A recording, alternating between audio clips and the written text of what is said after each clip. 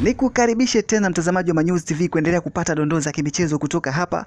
Bwana, Simba Sports Club hii leo imeendeleza ubabe kwa kumtandika magoli mawili Coastal Union ya Tanga katika uwanja wa Meja Jenerali Isamuhyo Mbweni jijini Dar es Salaam. Kwenye mchezo wa ligi kuu NBC Tanzania bara, Simba Sports Club akicheza katika uwanja wake wa nyumbani ameweza kupata alama 3 mbele ya Coastal Union. Magoli yaliyofungwa katika kipindi cha kwanza. Goli la kwanza likifungwa na mchezaji Selemani Mwalimu dakika za mwanzoni kabisa za mchezo, na goli la pili kupitia mchezaji Ismail Toure. Simba anapata magoli mawili katika mchezo huo na kumalizika kwa dakika 90 yakisalia magoli mawili yote yakifungwa katika kipindi cha kwanza.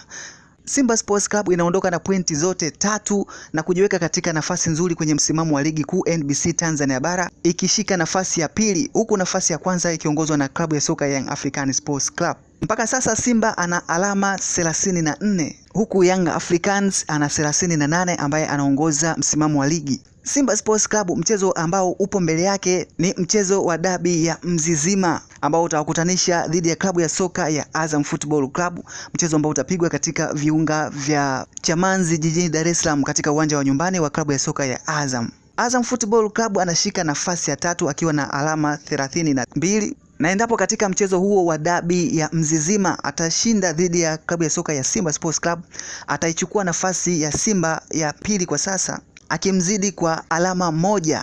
Na endapo Simba Sports Club ataendelea kuonesha ubabe dhidi ya Azam Football Club, ataendelea kujiongezea nafasi nzuri ya kumkaribia Young African Sports Club.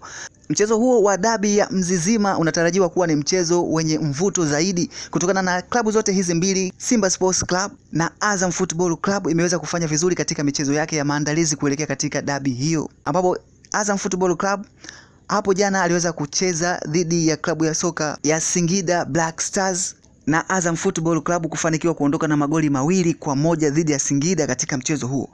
Bwana, tusubiri tuone mbungi hiyo ambayo itapigwa Aprili 5 mwaka 2026 hapo kesho kutwa tu katika dimba la Azam Complex Chamazi jijini Dar es Salaam. Hii ni Manyuzi TV, endelea kufuatilia kwa kupata dondoo mbalimbali zikiwemo za kimichezo kama hizi kila wakati, habari za kijamii, teki pamoja na kufahamu masuala ya burudani.